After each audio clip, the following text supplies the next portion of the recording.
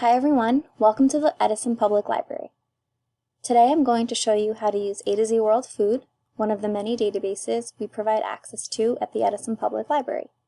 A to Z World Food is a database that contains over 6,000 traditional recipes for international cuisine from 174 different countries. This database is fully searchable by country, ingredient, or keyword. To access A to Z World Food, you'll go to our website, edisonpubliclibrary.net, and click on Databases. Our databases are listed alphabetically, so A to Z World Food should be the fourth one that you see. When you click on this database, an interactive map and a list of countries will appear. To find a recipe or learn more about a country's culture, you can click on any area on the map or select a country from the list. You can also use the search bar in the top right corner. For every country, you'll be able to find classic dishes, daily meals, beverages, and more. I'm going to click on Ireland on the map.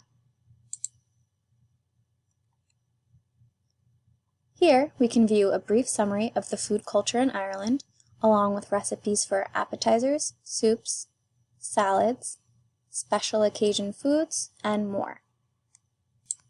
For more cultural history, click on Did You Know?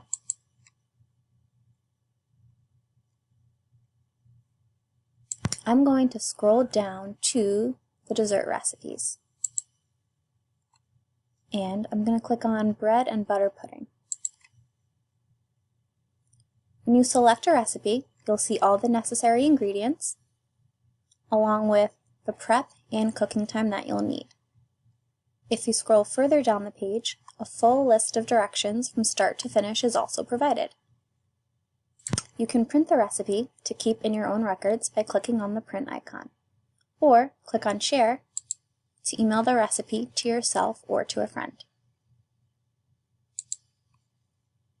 If at any time you want to return to the home page to do a new search, click on the A to Z World Food icon in the top left corner.